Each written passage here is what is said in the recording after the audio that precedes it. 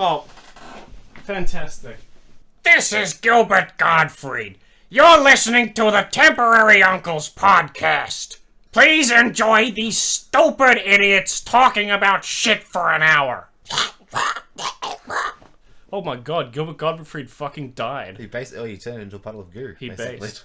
He turned into, yeah, he fucking melted in the goo. He turned into a puddle of goo.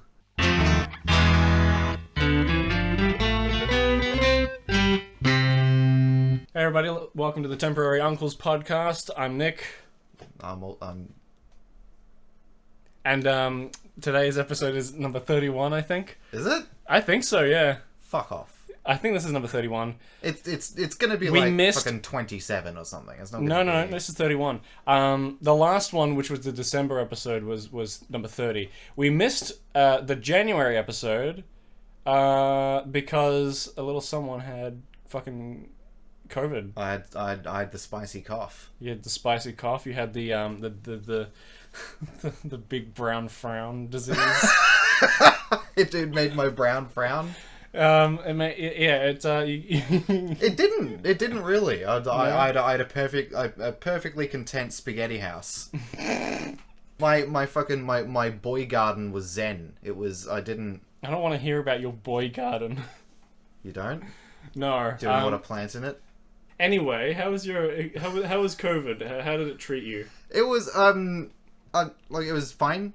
Yeah. Really, for me, the biggest insult of the experience, or one of the biggest ones, is that it just disrupts everything. I was only really significantly sick for a couple days, but outside of that, I felt perfectly capable of doing whatever, but I couldn't, and it was a novel experience all around, because because you are fully vaccinated already, aren't you? Yeah, I was fully vaccinated at the time. 2 or 3? 2. I haven't had my booster yet. I haven't had my 3rd yet either. So I'll tell you about. I'll give you a chronology of my bronchology, in which I did not need to visit oncology, for that is a different apology. Ben's spitting bars over here. These bars! So I worked on the Friday. So I work at Woolworths Food Group. What was the date of this Friday? January the... it was like mid-January, I think, wasn't it? It's the 7th or the 8th. It was... So Michael's birthday is the 8th. And I was going to visit him for his Friday birthday. was the 7th. Okay, so on the 7th... it's great that we've got a calendar to hand. The fucking wonders of modern technology. You know, you fucking teachers say, "Oh, you'll never have a calendar in your pocket." Or you'll never be carrying around an entire fucking calendar or everywhere you go. Oh, you won't have a sundial strapped to your back. Is that You're not going to be able to carry a tablet wherever you go. Hey, Sonny, is that a sextant in your pocket, or are you just pleased to see me? You won't be able to carry an abacus everywhere.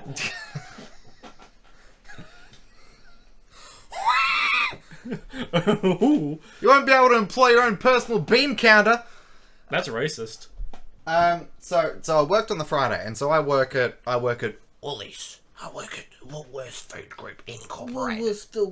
We've spent about 10 minutes establishing that you work at I'm Woolworths. gonna make you a full group you cannot refuse. Yeah. Used to be called Safeway. You cannot refuse group. But they're fucking not safe. They're not safe for work way. They're not safe for me and my immune system way. On Friday I worked. And I work for Woolworths. And the thing about Woolworths is that they've made it they've made it a matter of policy that you don't pull people up about Sam Heck, about Jack or Jill. So unlike your work where they police it, where they actually literally police it, where there is a security guard out the front saying, "Look, can you show me your credentials, papers, please?" Yeah. And they'll tell you to fucking take a hike if you haven't got it, because it's like, well, yeah. I suppose if people really want a DVD, they can order it online. My store doesn't just do DVDs. We have like house appliances and stuff and all that stuff. Yeah. So it's kind of, I guess, we do kind of need that, everything to be clean. Yeah. Well, yeah, but it's like, they can order it. Yeah. Yeah. But I suppose that with food, that's a little different. Yeah, I guess groceries are more of like an everyday kind of need. So maybe we make enough money that we can afford to let 10 customers fuck off. Yeah, sure. If they consider that, it is really a minority of a minority. It is. then- It really is. Most of our customers are sensible enough to be vaccinated. Yeah, but, Woolies is, wants all the profits from everyone. And, Yeah, I don't know what Coles' line is. Like, when I have gone to Coles, there has been someone at the front that has been like, could you check in, please? It used to be like that. I don't think they have that anymore. I went to Coles a few days ago and they didn't have anyone there. Well, yeah, I mean, at a time it was. It was, when it was more Delta than Omicron. Yeah. So, and the thing is, as part of my role, I see lots of people all the time. And in addition to that, so Casey Central, the shopping centre where it is really noisy. Yeah. It's all hard floors, lots of people, big rooms for reverb. And then, of course, there's, and then you'll have people wearing masks often. And then there'll be screens. There'll be plastic screens between me and them. And so the amount of times where they come, I'm in the desk and they come up to me and go, can I fucking 25 and I have to fucking lean in, under the fucking thing and put my ear towards them and go, sorry, what? Huh? What the fuck did you say, bitch? Can I please have Winfield's Sky Blue Crush there, anything? Okay. One big fucking shit coming up. You get up on the desk and fucking... Just sitting on my employer's counter. Yep. So... You work at a place that has a BWS. Big wet shit. That's true. Yeah. And so, I thought that I would have gotten it at some point. Yeah. But it had been... I've been there for years. Yeah. I've been there throughout most of the time while this has been going on. I missed the same. first year of it because I was doing my 4th year in uni. You've been working at that Woolies for way before this, though. Yeah, 4 years. But, we haven't had 4 years of pandemic. But Omicron seems to be exceedingly communicable. You fucking look at someone and you get it. Yeah. But I think that also means that it's less severe. Well, not necessarily. It just so happens to be. Yeah. It's not a therefore. It's like because it's communicable, it doesn't mean it's less severe. But Omicron happens to be compared to, say, Delta. I think it also helps that a lot of people that are getting it are also vaccinated as well, so it's probably less severe for them as well. Oh yeah, so you've got a double less severity because you've got the less severe strain of the disease, but you're also vaccinated. Oh yeah, and so at this point, because most people are vaccinated, people are generally going to get less sick. Yeah. So I ended up so I went to work, and then afterwards I went to see Michael for his birthday, which would be the next day on the 8th. And so I stayed over, and so during the evening... So you gave it to Michael, did you? No. Oh. So during the evening, I started to notice a little bit of a sore throat. But the thing is, I'd been at work where I talked to people. Yeah. I'd been, with Michael, and we were being raucous and talking and making noise. We'd both had a curry. We were both drinking. We were both eating, chips, which are fucking scratchy and had chili on them. So I thought, well, that's fine. Yeah. I didn't think anything of it other than I can understand how I've given myself this sore throat. Yeah. The next morning, I wake up and, we'd had a lot. And I was going to go to Omni's the next day, my partner's. And so I'm getting myself ready and I sit in the car and I'm feeling a bit when you have a cold and you feel a bit achy and you're just a bit like everything feels not necessarily sore, just like wobbly. Yeah, like a bit of that like hollow bone feeling. Yeah. It wasn't quite that, but it was in that sort of a neighborhood of a feeling, just a general cruddiness. I had cruddy hands, cruddy shoulders. And so I rang Omni, and so Omni's immune system isn't fantastic. So usually if I have any kind of symptom, it's preferred that I don't give it to them. Yeah. So I rang them, and I described my symptoms, and I said, look, I think I'm hungover. I think that, that I drank a lot last night. I slept on a couch I probably didn't keep my fluids up. Yeah. What do you think? And Omni said, yeah, okay, yeah, I can see that. So yeah, come. I think you got the COVID. I feel. Well, I don't be up an idiot, boy. You're an idiot, boy. And so I made the trip to Elstonwick. Yeah. And at that point, I didn't have any respiratory symptoms. So I wasn't thinking, right, this is something coldy. This is not... It didn't feel like it was in my lungs. It didn't feel... I didn't, have a runny nose or anything. Exactly. But mid-afternoon, so the headache was still there. I felt still achy. And then my nose started to run. Yeah. And that's when we started to get suspicious. And so I had brought with me a couple of rat tests. So because at that time... A rapid antigen test? Yes. I got some money from an ATM machine. Yeah. And... Used your PIN number? Yeah, after finishing my shift at the Department of Redundancy Department. And then... So I took a test, and it came up positive. Yeah. And so that's... Yeah, that's exactly the noise that you made. Yeah, because I was full of gunk, and that's I was... COVID makes you sound like Mel Brooks. Mel makes you sound like your impression of Mel Brooks. By that you mean exactly like Mel Brooks. No. You do. That's you. It's Melvin Kaminsky. It's you. What? Hello, it's me. Oh. Hitler was a funny guy. I didn't know him. He just looked funny. Don't look at me. Funny like he's a clown. Like I amuse you. Look at this funny little mustache. I can't do a Mel Brooks, so I'm just doing like Jewish. I don't know who you're doing. I'm just doing a Jewish. Hey! I'm just being a Jewish. I was like, you go and sort of, forget about it. Yeah. Gabagool! Hey. Now we're going Italian. Gabagool. I'm walking it. Yeah. You're gonna give it to me again. And so yeah, I took the test and it was positive, and so we were starting to be a little bit worried because the implications is like I fucking brought this into Omni's house. Yeah. And so Omni's like, well, if you've got it, you can't go home because you'll give it to everyone else. So it was then decided that I would hole up there, and so Omni seemed fine, even though we were sharing space and more than space. And so... Precious bodily fluids. The right...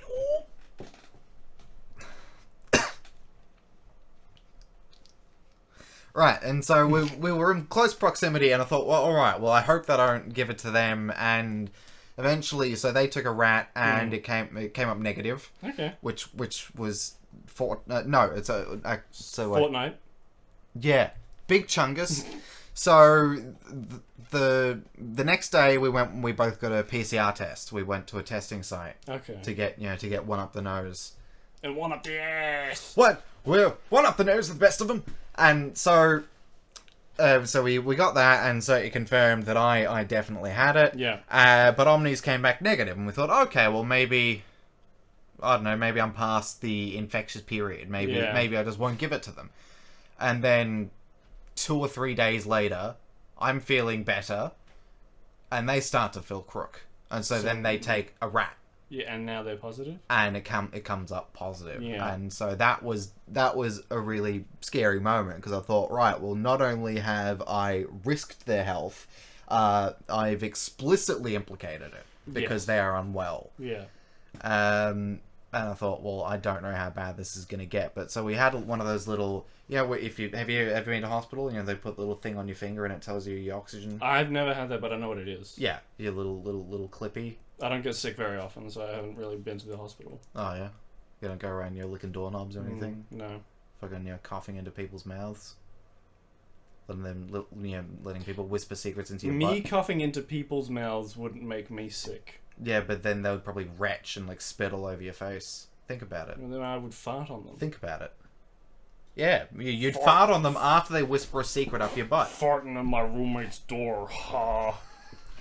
The ha really gets me.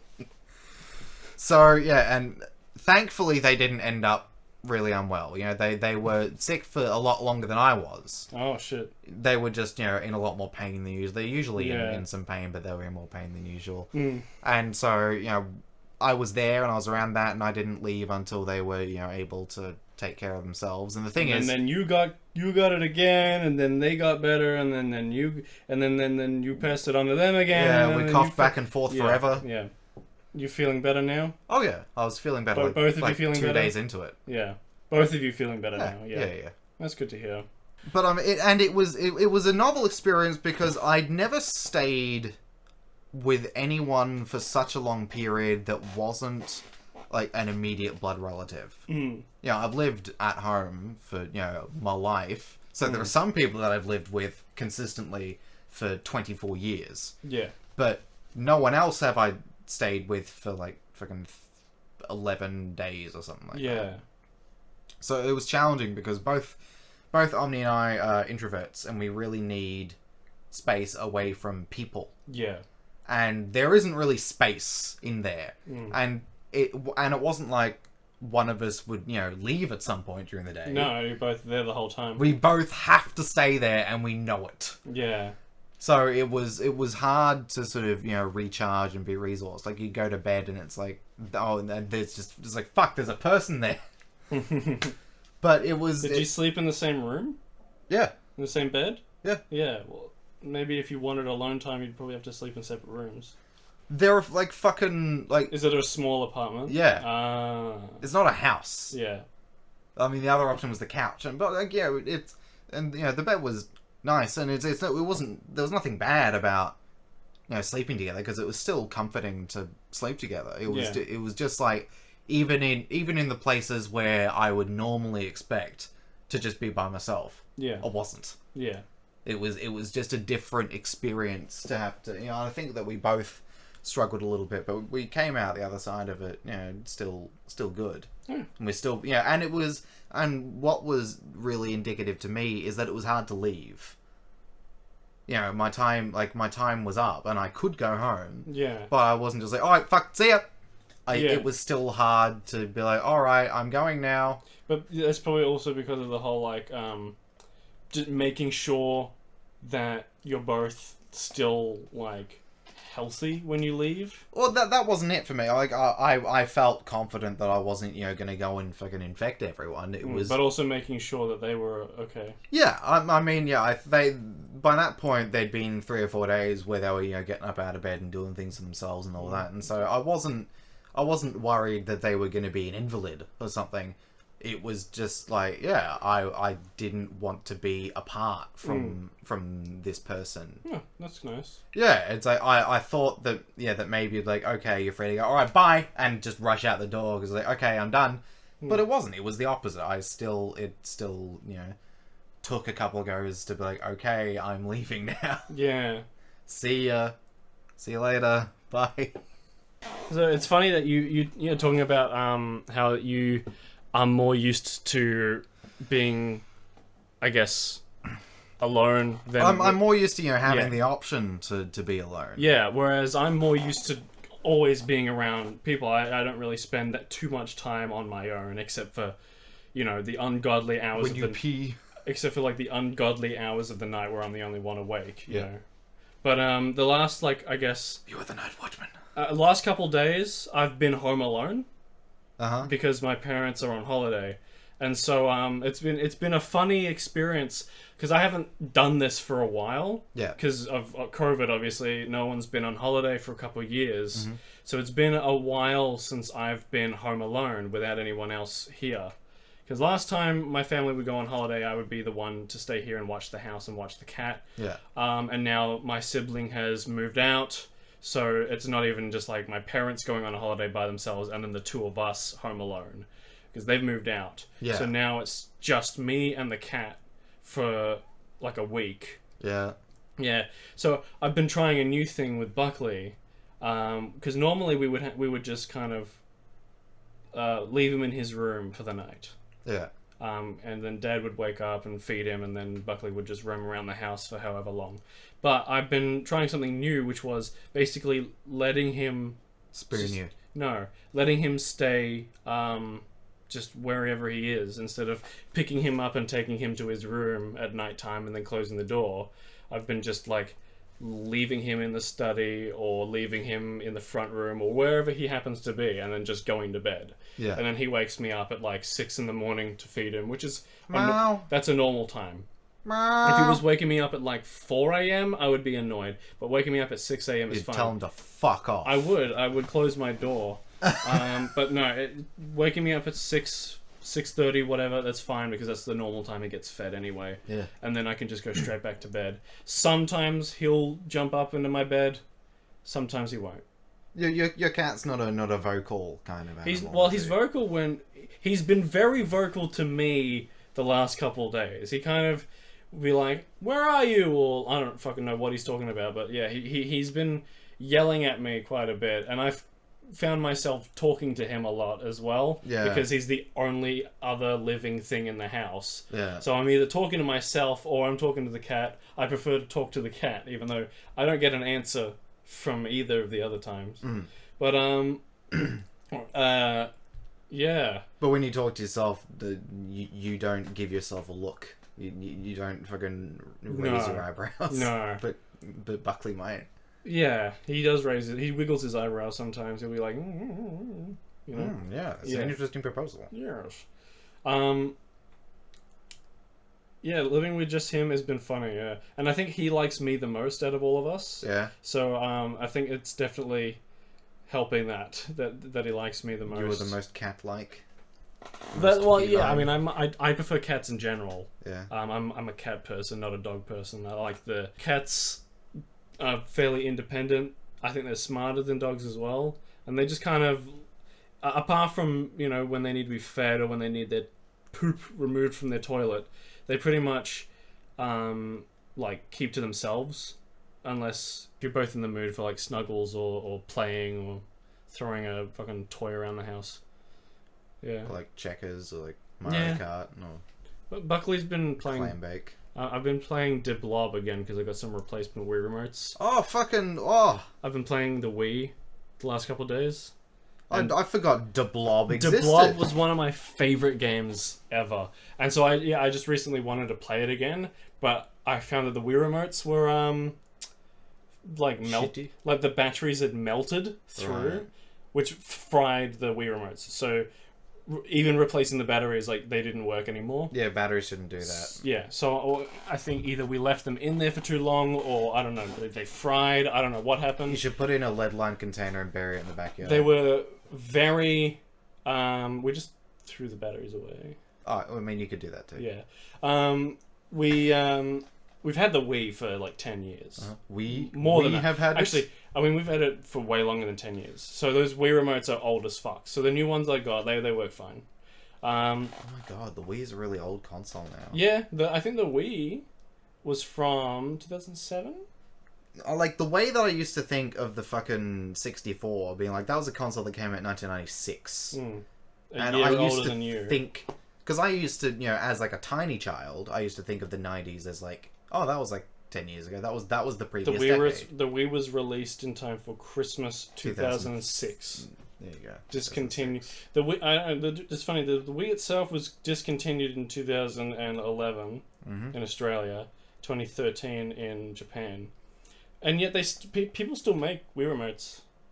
I don't think that's like official Nintendo Wii remotes, but they're pretty much the same thing. Oh yeah, like there would have been. I can show you. There's no remotes made by Nintendo and then given to retailers, and then there would be people that make fucking third-party stuff. Yeah. Or third parties that make them, rather. I think I still have the box. Yeah, you got that box, boy. I know you got that box. The big difference. Huh? I'll wait till I come back. Show me that box. So this is the Wii remote Oh yeah. box. It's a company called Video Game Accessory, I guess. And what do they make? Video game accessories. Oh, fucking imagine So one it. thing you'll notice... Actually, I'll go get the old one too, so we can compare. Diese Konsole ist sehr kompatibel mit Wii U und Geräten von Drittanbietern. Unterstützt die meisten Spiele und ist ein perfekter Ersatz für Wii-Controller und andere PC-Controller. Bitte beachten Sie, dass es sich um ein hochwertiges Produkt handelt, das von einem Drittanbieter hergestellt wurde und kein Original ist. Cool. Did you get all that? No, because I was in the other room. Oh, so this is the new one here. It says like motion 2 in 1 down the bottom. Has it got new Wii remote smell? I know what I'm smelling. Don't shove it up your schnoz. This is the old one, as you can see. It's a bit grimier because we've had it for fucking 10 years. Why is it yellow? That's hand sweat. That is pee. Pee hands. That's what they're called in the industry. So have you've never heard of pee hands? Oh, pee hands, McCready. In the new episode of VFX Arts React, Adam Savage talks about pee hands, which is basically there's certain kinds of props that are made of like a white material. Yeah. And if you've got hands that are very sweaty, a certain kind of sweaty hands, if you've got corrosive sweat, will make the props turn yellow if you Yeah. hold them and your sweat gets on them and stuff. Yeah. And in the industry, that's called pee hands. Ah, So I think okay. I have pee hands because I've noticed, Wii remotes get yellow if I hold them for long enough. I mean, I was already. And also, calling this is fucking like 12, 13 years worth of hand sweat. Yeah, of piss. Yeah. I mean, I was already calling you piss mittens behind your back. But yeah, because the of big how difference you being wash your hands, this one here was a rechargeable battery pack. This one I think fried as well. I mean, you can see battery acid kind of on the Wii remote as well. It's what the brown stuff is. Yeah. I'm all about that brown stuff. But yeah, this is fried. Uh-huh. You can't use any batteries, be it a rechargeable one or not. Maybe steam it, it'll be healthier. Yeah. And then the new one is nice and shiny. The thing doesn't have Nintendo written in it. So that looks like the Nintendo logo, the ring around it. That looks like where it would go. But it doesn't say Nintendo. It just has the empty ring. You know that old joke? I've never been a fan of steampunk, but it is the healthiest way to prepare punk. Steamed hands. No! Steamed hands. You fucking hit the microphone. You hit the audience. Fuck! Penis. I'm that uncle. Oh, this is a seamless transition to change the subject completely. The Oscars are a thing that have happened. They've announced the nominees. I couldn't give a fucking shit anymore. How many Oscars can you name? Oscar Isaac. Yeah, see? Yeah. Oscar Pistorius. Uh-huh. Oscar... The Grouch. I think we're plucking at straws if we start listing Muppets. Are all the characters on Sesame Street Muppets, or are only the ones from The Muppet Show Muppets? I think they're all Muppets. Like anything Jim Henson is a Muppet? I think the species is Muppet. Aren't they... Hey Siri, is Muppet a species? What a question. She actually searched religion. the Hey Siri bit. It's actually an ethno-religious group, like Judaism. You can be ethnically Jewish or religiously Jewish. Is Elmo a Culturally Muppet? Yes. Ah. So all the characters in Sesame Street. Suppose are if also Elmo's a Muppets. Muppet, Yeah. then Oscar must be a Muppet. And Cookie Monster and all the other crack characters. I think they're all Muppets. Did you say crack characters? No, characters. I mean, they do live in New York, so I'm sure some of them do crack. I'm sure that some of them piss and shit. Yeah. And, I mean, it's like how in Smiling Friends, the canonical... Because you've got human characters, but then you've got all these, like, funny little, colourful... For little characters. Funny little, like, colourful cartoon guys. Yeah. Like, all the Smiling Friends. Canonically known as critters. Really? That's what they're called in terms of lore. Oh, is it? Yeah, and so all the different kinds of critters they're all the same. It's like how there are, different races of human. There are different kinds of critters. Yeah, there are yellow ones and purple ones. And the pink ones and Bliblies. Bliblies are a form of critter. Yeah, but yeah, There's Shawmu, the fucking. we could talk about because I don't really care about the Oscars. Well, let's talk about Smiling Friends. Did the fact that you had to mention it, does that indicate that you care a little bit because you fucking noticed? I was going to talk about. If you didn't care at all, then maybe you wouldn't even mention it. I was going to talk about the Oscars, but Yeah. then like we brought up Smiling Friends, and I'd be much more interested in talking about Smiling Friends. Is it like when Taylor Swift writes a song like, I don't care, I'm not interested, I don't care, and it's like, well, you went to all this effort to write a song. Do you care a little No, bit? I do. As in, I care that the fact that the Oscars are becoming shithouse, but like, yeah, I don't care who wins or anything anymore. It's just it's a popularity contest. Basically, the winner is who has the best marketing campaign. Who has the best mustache? No. But what if you put your marketing budget into a really good mustache, like a really good mustache? That didn't get Kurt Russell the Oscar for The Hateful Eight. Or maybe he didn't have the best mustache. I think that was the best mustache. I don't know. Have you seen Sam Elliott? No, I think Rooster Cogburn. No, that's fucking Jeff Bridges' character in True Grit. Sam the Hangman. That's Elliot? what it was. The Hangman from Hateful Eight. Kurt Russell. Yeah. I think he has the coolest mustache anyone's ever had. Yeah? Yeah. Have you seen John Waters? Anyway, I've seen Steve Buscemi dressed as John Waters. Yeah? Yeah, it's pretty cool. Uh-huh. But how was his mustache? This is how conversations with you go. I'm trying to talk about something. I let you talk for like half an hour about COVID. And I'm trying to talk about something. And every single response I get from you is, oh, you fucking mustache. How would you feel if I cut your entire, like, COVID monologue out of this episode? I would release the Ben cuts. Well, you wouldn't have it. It's being recorded onto my computer. Fuck! But, anyway. I'll email it to myself at the end of this. All I was going to say was, yeah, it was just like the fucking Oscars. It's rarely awarding, like, the best film of the year, and these days it's just a popularity contest. Because I liked the movie Don't Look Up, but I absolutely don't think it was deserving of a Best Picture nomination when The French Dispatch didn't get touched by the Oscars. Yeah. You know? And like, fucking Free Guy, Spider-Man, Shang-Chi got VFX nominations. Mm-hmm. When Zack Snyder's Justice League exists, The Green Knight, The Suicide Squad, Kong vs. Godzilla, or even Eternals. Like, the one Marvel movie that looked the best this year, or last year, was the one that didn't get the nomination. Marvel got 2 nominations for Spider-Man and Shang-Chi, but Eternals looked way better than both of them. It's just a shame. And Evangelion didn't get the nomination for Best Animated Film. Titan didn't get the nomination for Best Foreign Film. And it's like, you know, if you slightly badmouth the Oscars, they're obviously not going to touch you, right? Because the woman who directed Titan was like, I don't fucking care. I won the Palme d'Or at Cannes. This is a much better award than winning Best Picture at the Oscars, which I agree with, to be fair. But also, like, yeah, it's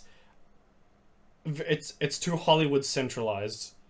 I think if the Oscars, they're considered this like worldwide thing, right? They're considered this industry standard. If your movie wins an Oscar or is nominated for an Oscar, it's got this level of prestige to it. But half the movies that get nominated for Oscars these days are forgotten about. Yeah. Actually, I mean, this has been a thing since like the fucking 70s. But yeah, so many films that get nominated for Oscars are films that no one cares about. And most of the films that get nominated for Oscars are made in Hollywood. Yeah. Which is, so they're trying to be this whole diverse worldwide film industry standard thing when they are so obsessed with Hollywood being the center of the worldwide film industry. And I'm not just talking about the Oscars. Hollywood itself is obsessed with being the center of attention. Yeah. So it's like impossible for other fucking like the Harry Potter movies couldn't be made just in England. They had to be an American co-production for some reason. Same with Mad Max Fury Road. They couldn't just let it be an Australian film. America had to put their footprint on it, you know? Yeah. Most films that get shot in Australia with big budgets are American productions that are just using Australia as a backdrop, you know? Well, I think there was a period where it was incentivized for people to do so. That you would get some kind of a grant or a subsidy if you came to Australia to film. Yeah, no. I have no problem with them using Australia to film. My problem is the fact that Australia doesn't make its own films anymore. Yeah. And they rarely make their own films anymore. The films that they do make, either the characters are still... like everyone doing an American accent pretending that they're in America, Yeah. even if the film itself is Australian, or they're all just these low-budget films. And low budget is fine, but we need more diversity in our film industry in Australia, I think. And other countries do so too. I think America... I think, honestly, they would do better to, I think... do a better job of bringing worldwide films to like America.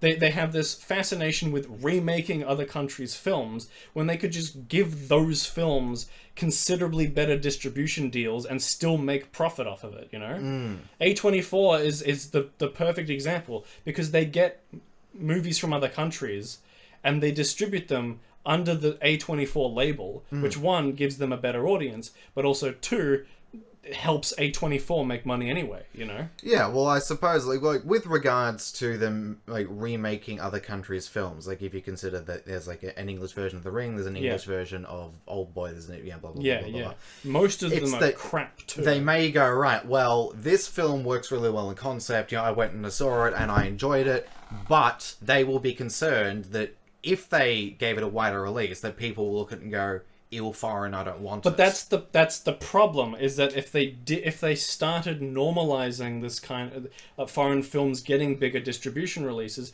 more people might be interested to go see them. Parasite turned a whole lot of people onto the world of Korean cinema. Yeah. Because it won the Best Picture Oscar, which is fine, but also I think like it didn't get a particularly good distribution in America until it got the prestige of winning an Oscar. It got the stamp of some important Americans like it, therefore you shall watch it. Exactly. In Australia, we had the movie in cinemas for like a year before it was touched by the Oscars. Like there were plenty of independent, especially one cinema called Cinema Nova, which you know and love. They had Parasite for a year. They they had it and they just kept it going. They didn't get rid of it, and because they have the freedom to do so with certain films, because they don't have contracts with a lot of big movies like most multiplex cinemas do. But the big problem, is that just like Parasite didn't get a particularly good release in mainstream cinemas like Hoyts or Village. But it had a fantastic release at Cinema Nova. Well, look at it this way. If I didn't know you, someone who had gone, and done tertiary education in film, I would not have gone to see, or I would not have obtained a copy of Parasite. Because no one would have told me about it. And so until I got the recommendation from you being like, I've seen this film, it is good, you should watch it. I didn't know it existed. And I probably wouldn't have been interested in something like, hey, if an ad came on the TV for it, I wouldn't go, oh yeah, I will see that film. Because that's the thing is that like foreign films are still considered this like weird, obscure art house thing, right? Even though Parasite, it's not particularly like some artsy-fartsy movie. No. It's a pretty straightforward thriller. It's incredibly well done, but it's not some black and white... I mean, there is a black and white version of it. But it's not some, like, hard-to-follow, like, pretentious, surrealist film that, like, It's even, like, David Lynch... He's American, yes, but his films are still considered artsy-fartsy shit that people won't see unless he makes something mainstream like Twin Peaks, which was still the weirdest thing to ever grace television screens thus far. But it's this weird, and I think it's almost racist that it's just this thing about like foreign cinema is this out there art house thing, and I think if mainstream audiences and also mainstream cinemas and outlets and stuff embraced foreign cinema more so, it would definitely, and it's slowly happening, very slowly happening. Things like Squid Game becoming one of the biggest shows on Netflix has definitely helped break down some of those barriers. Yeah. Certain films managed to break out of that and become cult classics, and even classics in general, despite being not in English. Yeah. Films like Old Boy and Amelie, you know, and I'm sure that Parasite and plenty of other films. And I mean, like the Good, the Bad, and the Ugly, that whole trilogy of films, they're Italian. Well, isn't that like it's spaghetti western? Yeah, isn't but like they it's were an American film made in Italy, isn't it? They're Italian films that star an American lead. Right. They were made in Italy Yeah. and dubbed over in English. Oh, really? Because the thing is, for the longest time, Italian cinema, and you noticed this when we watched Suspiria. Yeah. Italian films, they don't record sound. Right. So everything is dubbed over, which means it's much easier for an overseas release, which is why spaghetti westerns became so popular in America, because they were so easily dubbed over. Yeah. So, but Sergio Leone films were all made in Italy. You know, they're all Italian films. Yeah. I think he made a few films in America after he got famous with the Man with No Name trilogy. Yeah. Because like he made Once Upon a Time in America, which is an American film. Yeah. But most of his films were made in Italy. That's what a spaghetti western is. It's a western made in Italy. Yeah, well, I mean that much I knew, but I thought Yeah. that was because it was easier to make a film. No, they're in not Italy. American productions shot in Italy. They are Italian productions, given distribution. And like, I don't know, it used to be fairly normalized for people to be interested in samurai films back in the day. Yeah, well, I suppose that was the nouveau. You know, it's- Akira Kurosawa was, I think, fairly mainstream in the 50s. Even for English-speaking audiences. Yeah. Nowadays, I guess because his films are so old, a lot of people haven't seen them. I've seen my fair share. I haven't seen all of them, though. Well, it like as far as I'm concerned, I think that it depends on, you know, where your culture is looking Yeah. at the time. So for the last however long, America has largely been the center of culture and Everything. and entertainment Yeah. in the Anglosphere. And so discussions about it start with an American frame. So it's Hollywood. Yeah. They start with the idea that, you know, like American, it's in English, that's normal. Yeah. An English film from somewhere else in the world, that's a little further away. Yeah. A film from somewhere outside of the Anglosphere, that is outright foreign. But if Yeah. it's in Europe, it's like, okay, well, you know, like we'll take the French cinema. But then if it's in, you know, a film from Japan, if it's a film from Korea, if it's that's weird to them. Nowadays, though, especially with the rise of K-pop, Korean like stuff, just cinema and miniseries and stuff like that, is becoming more popular than a lot of other Asian countries. Especially with Netflix is doing a very good job of distributing Korean things like Squid Game and a whole bunch of other shows that have been released through Netflix. So Korea is getting a very good deal with English-speaking countries. Yeah, But and that'll probably be the way for a little bit. Yeah. I mean, you know, when we had, you know, like in the 70s, people were really interested in martial arts and kung fu and karate. Exactly. So, you know, with like Bruce Lee, you know, being the Jackie star, Chan and stuff Jackie like Chan, people would go see that. That was, you know, it wasn't super weird, but it was new and it was different. Yeah. But, you know, as you're saying that there was going to be a whole lot of stuff that will be written off immediately because it's not normal enough. It's not accessible enough. There's plenty of people that avoided Shang-Chi, an American film, because they thought it was... Because it's called Shang-Chi. Because it's called Shang-Chi. The first, like, 10 minutes are in Mandarin. Yeah. And it stars a Chinese lead actor. Well, he's Canadian, but he's of Chinese descent. Yeah. Doesn't matter, he looks Chinese. But yeah, some people thought it was a foreign film because they're stupid and can't see the Marvel logo above it. Yeah. But it's. I think the only reason I say that Hollywood should do a better job of giving access to other countries' films is because of how centralized Hollywood is. You know, I have no problem with finding other countries' films, although I mean legally I do have problems with finding other countries' films. They're not very easy to find. You have to kind of go to sketchy sites if you want to watch them, which is shit. I would love very much to own legal copies of most of the Japanese films that I've seen.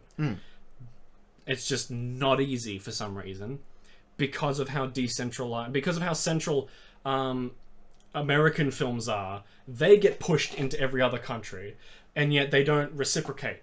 So they rarely, like Australia is pretty bad at this too. We rarely get a lot of other countries' films. We've got some distributors like Madman, Umbrella, that have been doing a good... Umbrella has been doing a fantastic job with distributing other countries' films at the moment, because they've got a few other labels here and there.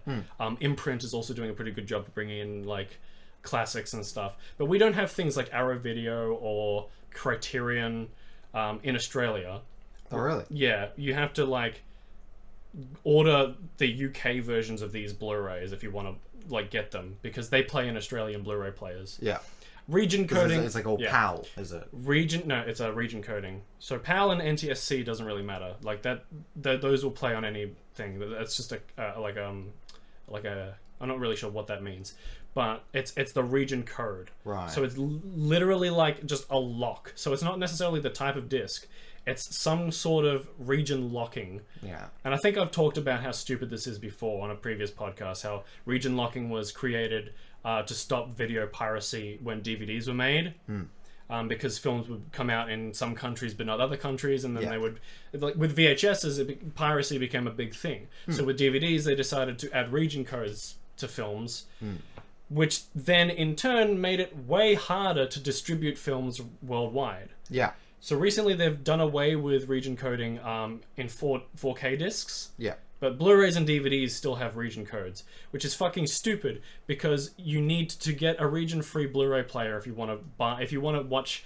So I could find copies of like Ichi the Killer or some obscure Japanese film that I want to see, but I can only get like an American disc, which won't play on an Australian DVD player or Blu-ray player, you know?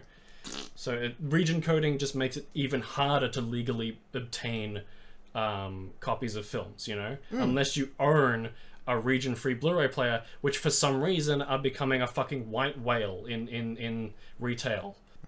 But yeah, I just think in general, not only should English-speaking countries do a better job of distributing other countries' films, audiences should do a better job of embracing other languages. Subtitles are not hard to read.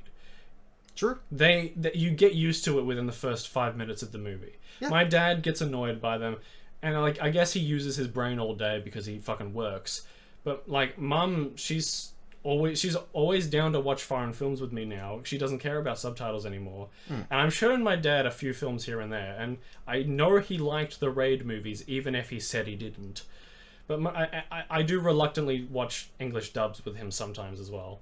Because it's better to watch a film with an English dub than to not watch the film at all, I think. Yeah. So like films like the Jackie Chan movies, which were overdubbed with Jackie Chan anyway. You know, they're fun to watch with my dad. But yeah, I think it's just I think world cinema should be appreciated more. That's my message for the world, for the audience, for the 3 people listening right now. Yeah, I mean, Martin Scorsese's done a fantastic... Like, Martin Scorsese, he's made some good American films, but one of his biggest influences in cinema at the moment is his World Cinema Project with Criterion, where he's helping restore and distribute hard-to-find and previously thought... Well, I guess the Film Foundation in general is a fantastic... thing that he's created, which is just restoring old films to like films that were either thought to be lost or films that were so degraded that it was incredibly hard to watch them. But in general, he's been doing a fantastic job with the Film Foundation, which was restoring old films. But he's also been using the Film Foundation for his World Cinema Project, which was getting these important, influential, and thought to be lost foreign films. And not just films from like, you know, France and Japan and Germany and like, you know, the big countries. Films from like countries that don't usually get big film industries, like Bulgaria and Czechoslovakia and like Taiwan and stuff like that, you know? Yeah. And he's got a few volumes of that.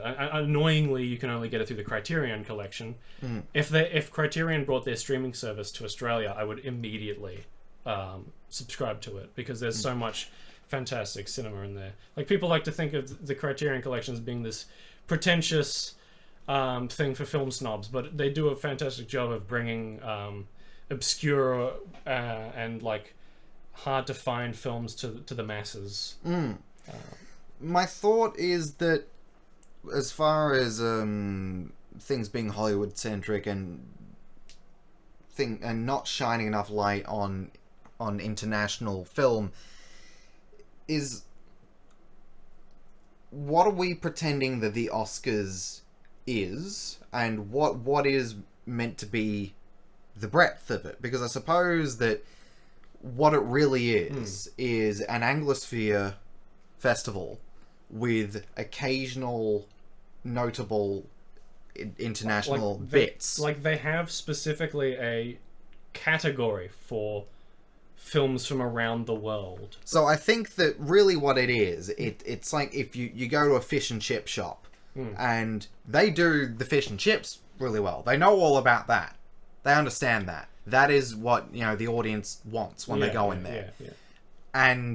But they've also got like a spaghetti bolognese, a pho, a sauerkraut, and a lemon chicken. A burger, a halal snack pack, so chicken nuggets. You go there and it's like, right, you're now starting to resemble like, like an international buffet, but you've got like fucking 4 international dishes and the rest is fish and chips. Yeah. So that's exactly it, because they nominate like 8 or 9 American films for Best Picture. Yeah. But then like 5 films from all around the world in this like small category that no one cares about. But I think that pretending that the Oscars, which has historically been an Anglosphere festival, expecting that festival to be a good representation of world cinema, is going in with the wrong expectations. I think that they should possibly have multiple festivals where there should be one where they go, right, this is the Anglosphere. We have, not only have the judges all seen these films, the people that are actually going to tune in to watch it will have known about these films or would be interested in seeing these films. We can comment on them intelligently. Yeah. And then have other festivals where we go, right, well, we're now going to turn away from the Anglosphere. Yeah. There'll be none of that. And this is where we talk about world cinema. I think, And so that way you can have a better breadth of content. That would be great. Because I think that my problem with the Oscars isn't so much the fact that it is a Hollywood-centric thing. It's more the fact that it is pretending not to be one, right? Yeah. They have this pretense of being like celebrating all the great cinema that came out this year from everywhere, and like it helps that they nominated a Japanese film for Best Picture this year. Yeah. Right. Drive My Car. But the thing is, it's one film out of 8. Yeah. All the other ones come from... Actually, I think we've got one film from England there as well. But all the others are from America. Yeah. Actually, I think... Wait, no. I think Coda might be a French film. So we might actually have the most diversity in the Best Picture nominees this year. I'm just double checking. So yeah, I think that... No. Coda is an American film. So we've got one British film, one Japanese film, and then 6 American films. Yeah, I mean, it'd be like... It'd be like hosting the Commonwealth Games and pretending it is the Olympics. Yeah. When it isn't, and pretending that it isn't, it will only frustrate you. So if you go, right... It will only frustrate the people who are here to watch the Olympics. Yeah, so you go, right, here is the Commonwealth Games. You go, well, why isn't fucking, Bosnia there? Yeah. There should be greater Eastern European representation. You go, well... That's not what this one is for. But if you go, okay, right, well, so we'll bring in Czechoslovakia, we'll bring in Ukraine. Does that settle you? Great. We are now the completely international sports arcadium. Well, you're not, because not everyone is there, and you're pretending they are. So it's like the weird thing where they added Australia to Eurovision for some reason. Yeah, so it's like, well, if you're going to want to be right, we are. This is the festival for all of the film across the world. Yeah. You can't... That's not like you can't do that in one night. You can't have fucking 8 nominees per category. Yeah. Because there is going to be, fucking 150 countries that will Yeah. want to contribute. And that's You cannot possibly cover all of and that. the thing is, so the biggest bullshit thing that I think is that every country that isn't America can only have one film That's world cinema. There you go. to nominate to be part of the short list. Is that true? Yeah, so they'll have those 5 nominees for Best Picture, and you'll notice that all 5 of those nominees represent 5 different countries, right? And so the short list will be like, say, 12 films from across the globe. Yeah. Every country, so however many countries there are, have the chance to submit one film to the best foreign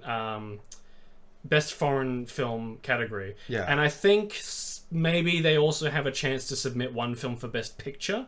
Right. I'm not sure if they just submit only to the foreign cinema category, and then if the Academy is feeling nice, they'll pick one from the foreign cinema pool and plop it into the Best Picture nominees. But Parasite, I think, was nominated for both. Yeah. I think Parasite was nominated for Best Picture and Best Foreign Picture. It's okay. It won Best Picture, and then I think something else won Best Foreign Film. It's alright. Whitey gave it a nod, so it got to be included with the rest of Whereas them. I think a better, and I think what should be more, what I think should take the place of Oscars in terms of importance across the globe is the Cannes Film Festival.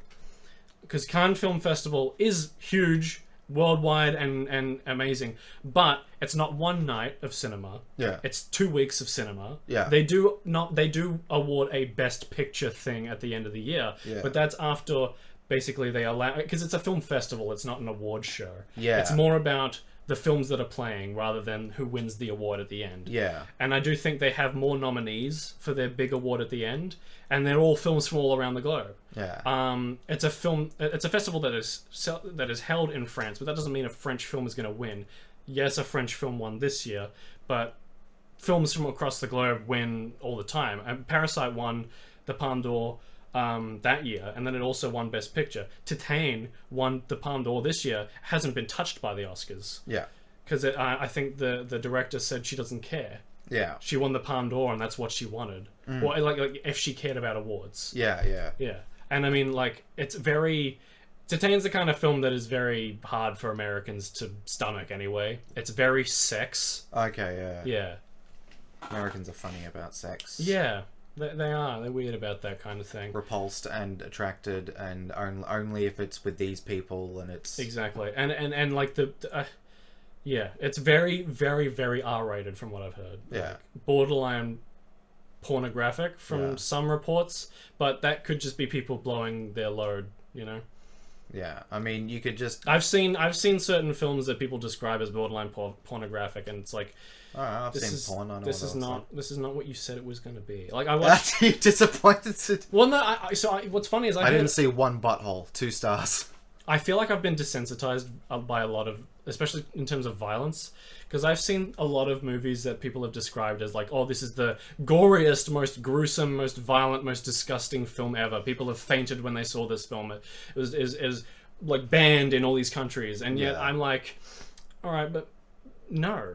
Yeah. I watched Itchy the Killer the other day, which I talked to you briefly about. How, one, I think it's just a fantastic film, right? It's a really good swapping of the archetype of hero and villain. Mm-hmm. The main character.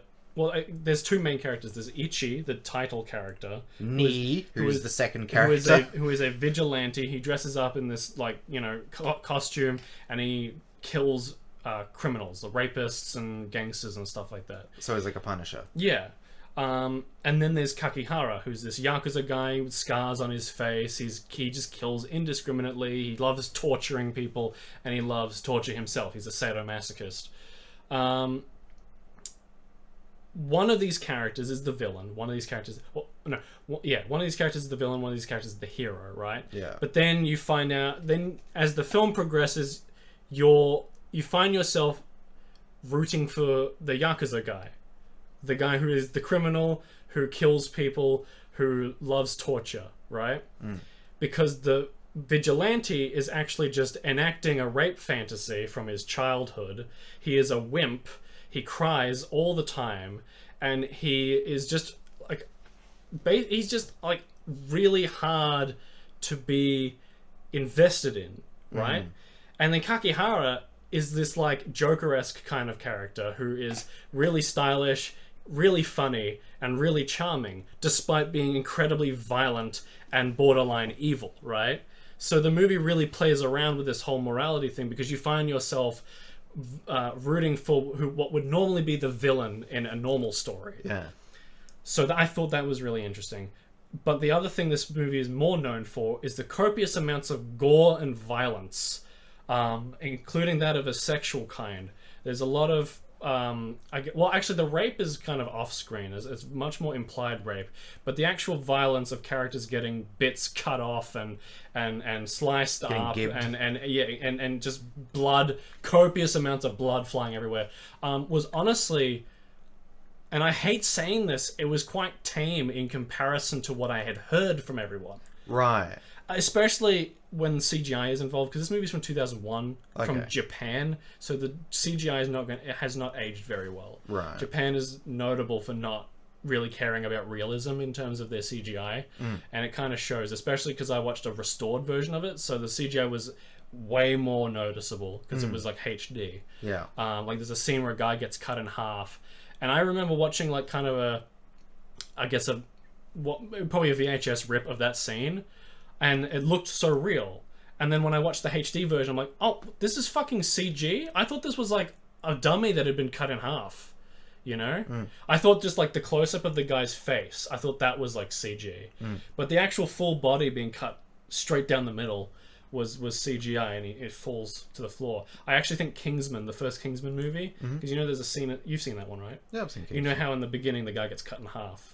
Yeah. I think that movie did cutting a guy in half way better than Ichi the Killer. Though to be fair, it came out like 15 years later, so... So you're saying Ichi the Killer came at what turn of the millennium? 2001, yeah. Okay, right. So if you imagine that this film is more than 20 years old, it is about, you know, perspective of people at the time. So if you consider like when I understand the whole like the response that this film got when it came out was like everyone thinking it the worst thing ever, but I still hear people talking like it's that people kind of still film talk about it like that nowadays. Yeah, so I think it's still banned in some countries. So right. Yeah. So it's like if someone came up to you and like, dude, I heard the heaviest song the other day. It's fucking metal. Helter Skelter is what it's called. Yeah. Or the one from the Beatles, or the one from Charles Manson. I mean, one is a song and one is a plot. Didn't he write a song called Helter Skelter? No, he was a songwriter, but Helter Skelter he believed was the name of a race war. Oh, he thought the black people were going to rise up, and I'm trying to, because I've listened to and he referred to that as Helter Skelter. I've listened to a Charles Manson song. I guess I can't remember what it's called. It was very mid. Your game girl. I don't remember what it was called or really how it went. I just remember thinking, it's okay. Yeah, he was fine as a songwriter. Yeah, it's like as a person. It's like Hitler's paintings. They're just like, yeah, they're fine. This is a painting. They're not like the most amazing things ever, but they're definitely like he had the talent to pursue a painting career. He could do that art form. Yeah. Alright. So something that you touched on with Ichi the Killer, is that when you're talking about playing around with who you're going to root for, and so you present one character and you know you can identify with elements of him. You go, he's the good guy. He has my values because he doesn't like the bad guys, and so he kills them. But then the other guy who's an indiscriminate killer, he's just nasty all around. I don't identify with him because it's part of my morals that you don't just kill whoever. That bad things happen to bad people. That's my morals. I live in a just world. So, but then the problem is when you have that character being more charming. Sure. Yeah.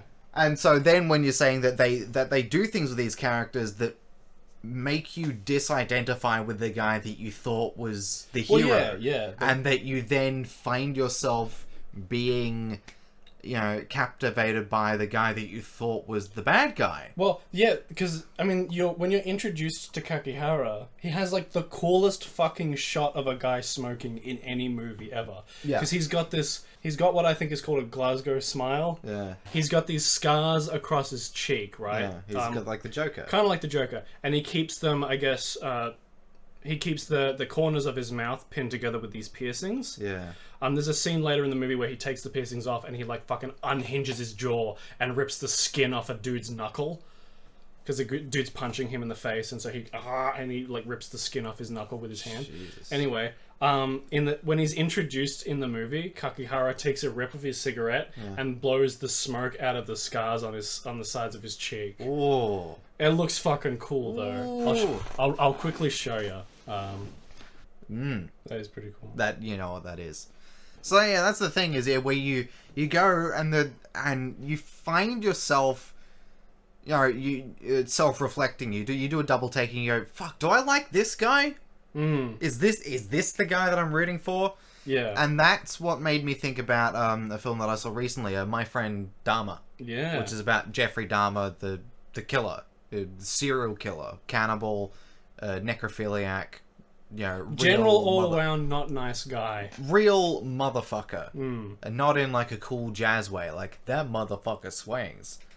So this is not about adult Dahmer. It was based on a book written by a man called Dorf, I think. Dorf. Which I think is his nickname. His surname's like, you know, Dorfman or something like that. Dorfman, okay.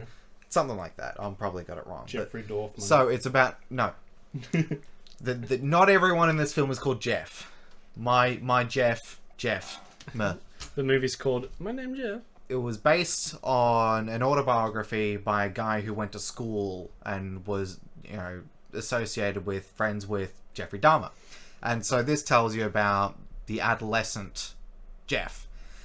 And you think, right, this is about a guy, and you know originally, you know right out of the gate, this protagonist here is Jeffrey Dahmer, the serial killer. But we don't start there. We start there with a naive adolescent. We start with someone who is discovering that they are gay in America in the 70s. We start with a guy who is an absolute social misfit, who is otherwise generally mute, except when he is playing up for the attention of his peers. So something that he used to do as a young man is he would fucking shake like he was having an epileptic fit, and he would bleat, and he would, you know, fucking and fucking, you know, ejaculate with noises. So that's basically what we do. Yeah, he would fucking, you know, hey, and do that in the middle of the way, and he would do it in public, and he would do it in class, in fucking libraries, and people loved it, and that became known to them as doing a Dahmer. Do the Dahmer shake. Yeah. So then people would, you know, doing a Dahmer was to fucking have an epileptic fit and, you know, make noises. And that was the only time that people gave him any positive attention. Man, if only that was his legacy. And yeah, and supposedly from a young age he was really interested in bones and in animals. Yeah. And so his dad was a chemist, and his dad showed him how to strip the flesh off of animal bones, off of like a chicken. He would, you know, put it in a solution, and the meat would dissolve, and you could bleach it, and you could reassemble the bones. Yeah. And this was something that Jeff would like to do.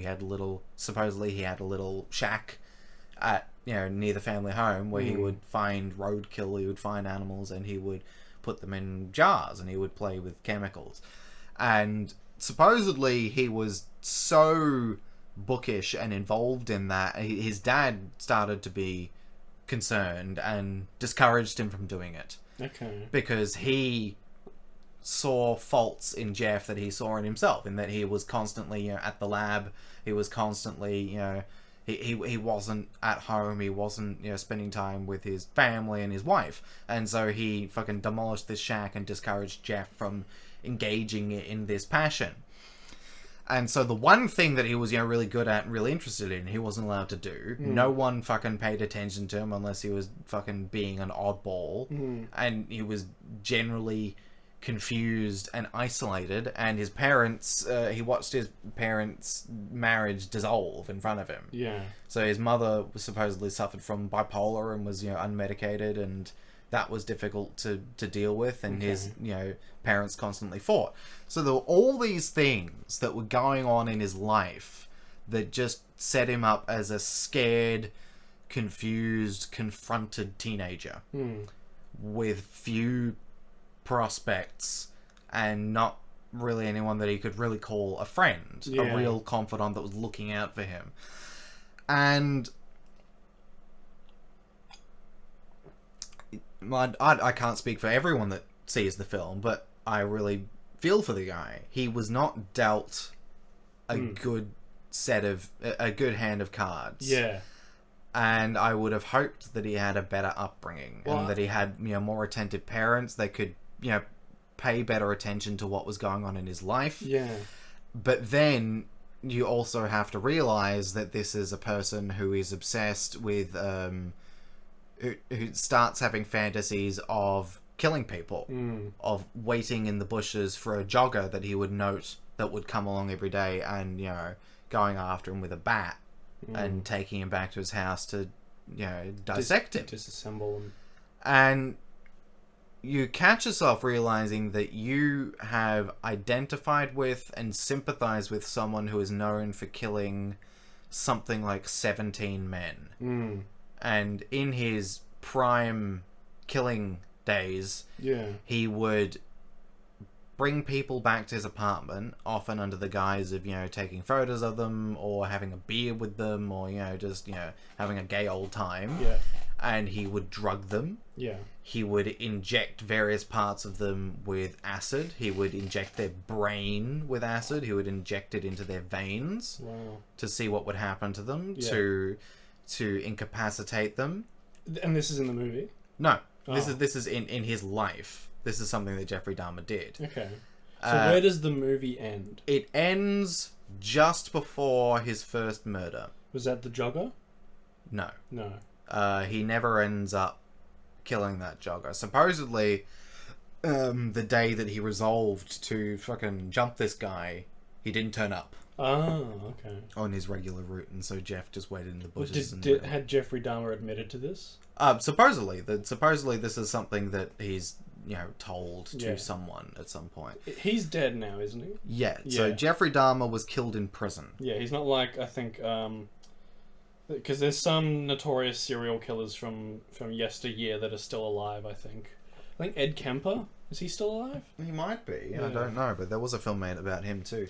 Mindhunter has a very good portrayal of him as well. Yeah. Have you seen Mindhunter? I've not. The Netflix series? I think you would really enjoy that. So there's only 2 seasons, and I don't think they're making a third, despite ending on a cliffhanger. Yeah.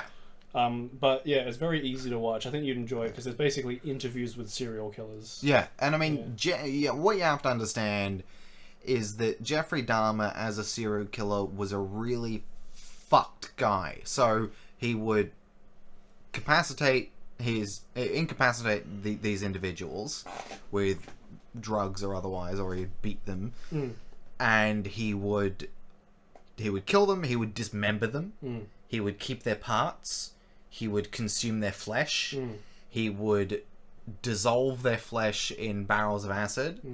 He would adorn his apartment with skulls and bones. And so one of the things that tipped people off is that he would keep these barrels that would emit this foul odor because they're full of fucking bodies. Yeah, they would smell like death. Yeah, and he would have bits and pieces of people all around his flat and in his fridge.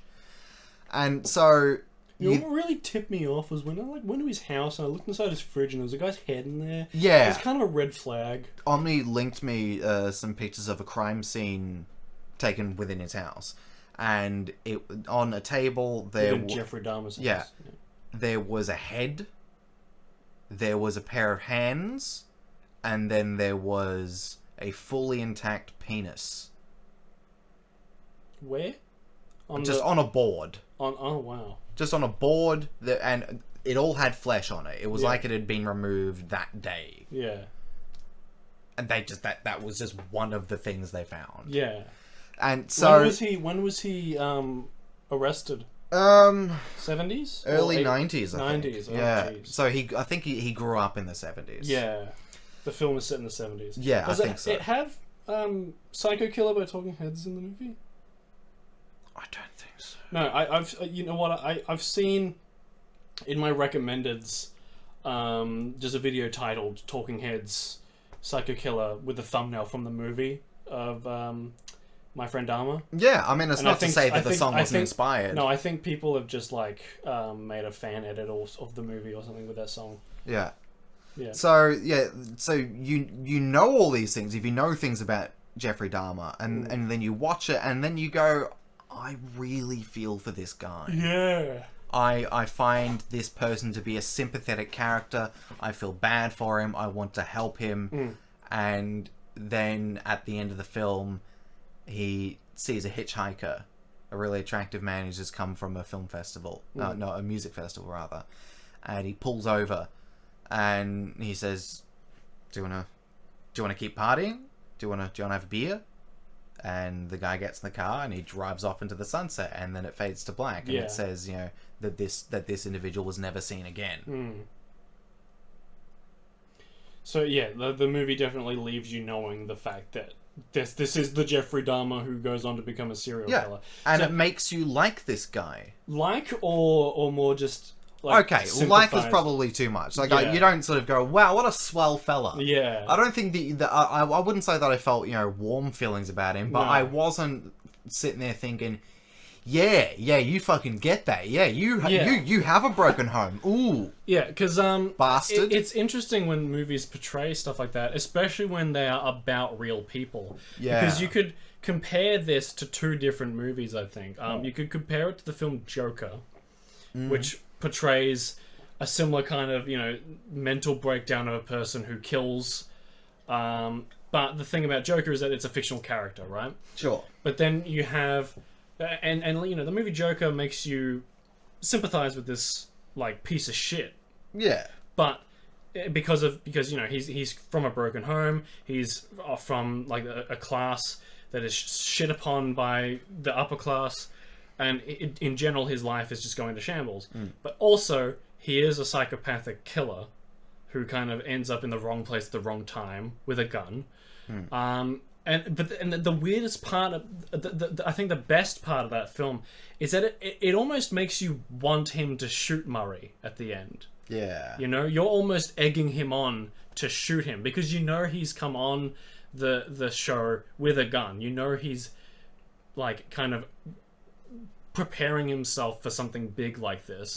And the way that the scene progresses, you're almost wanting him to kill Murray, and that's like the intention of the film, at least. And it's a really interesting way that you kind of catch yourself almost going like I think there's kind of two reactions to the eventual shoot that happens. Is either you go like, yes, wait, fuck, why did I root for that? Or your reaction is, holy shit, what the fuck? Kind of like immediately just like thinking it was a bad thing. Or you're thinking like he got what he deserved, kind of siding with the Joker, But I think another film that you could compare to My Friend Dahmer is the recent Ted Bundy film starring Zac Efron. yeah. Because Is that also the one with fucking Bing Bong Bazinga Boy in it? yes, it does have Jim Parsons in it. Who is he? He plays the lawyer that is prosecuting Prosecuting. Ted Bundy. Yeah. So he is against Ted Bundy. The Uyghurs are persecuted. Yeah. Ted Bundy was prosecuted. Okay. I don't know too many legal terms that well, but Well, yeah, like you're a prosecutor, but a persecutor is someone that would like fucking point a finger at him. No, you'd persecute a minority group. You would persecute. You would go in and you would burn down their town. Oh, okay. You would persecute them. Okay, yeah. Yeah. So the prosecutor, the guy who is pointing at Ted Bundy and saying he's a bad guy. Yeah, the guy who works on behalf of the state. Yeah, is That's a Sheldon. prosecutor. That's Sheldon Cooper. Yeah. Or Jim Parsons, I mean.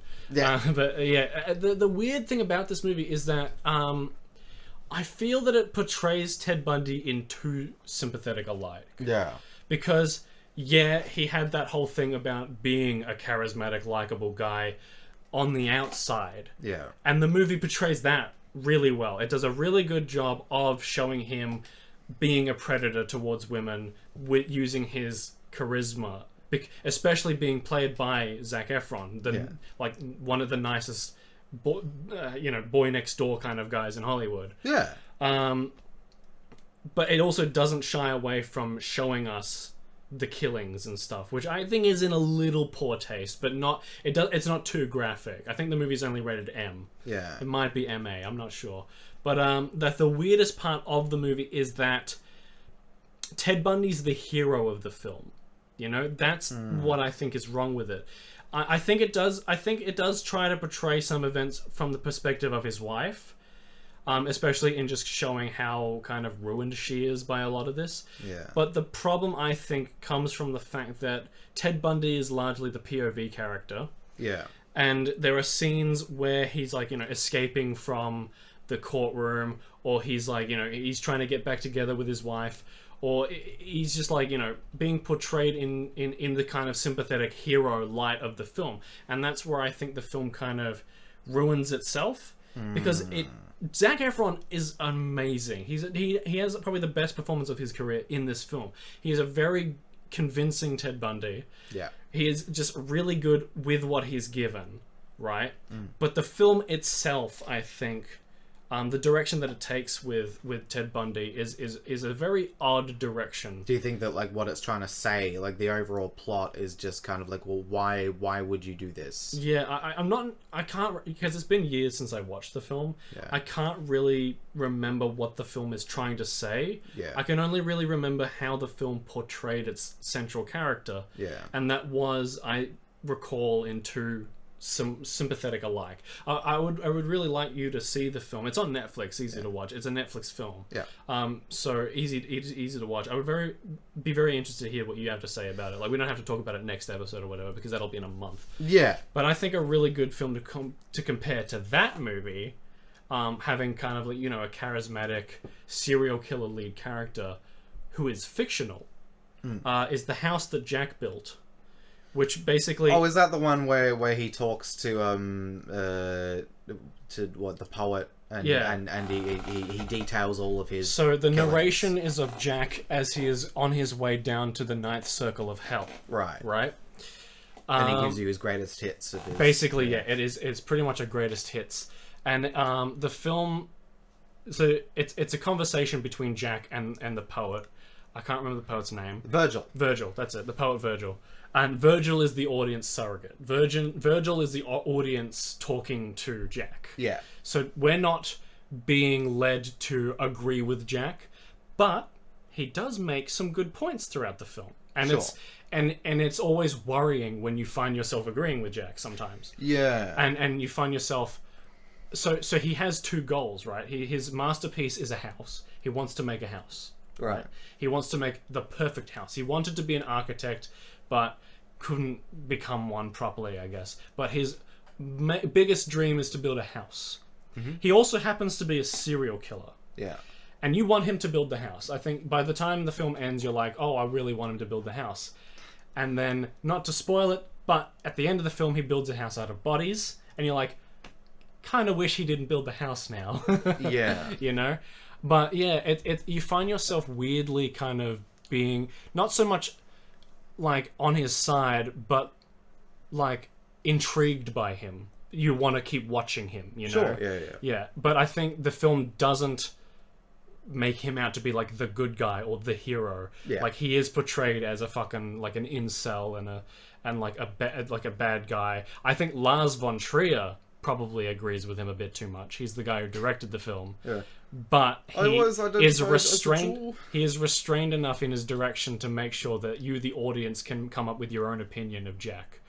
Whether you think that he's a piece of shit or whether you think he makes some good points is really up to you. Yeah. The audience surrogate is Virgil. I think the film wouldn't be nearly as interesting a watch if it was just Jack talking to the audience and giving his greatest hits. It's a 2.5 hour film, but it really doesn't drag on too much. The chapters aren't particularly too long. It kind of plays around with form of cinema quite a lot. Yep. Lars von Trier is known to do that. He loves just kind of playing around with things like the linear timeline or just the format of the film and like chapter breaks and playing around with like putting text on screen and all that stuff. Film formats change throughout.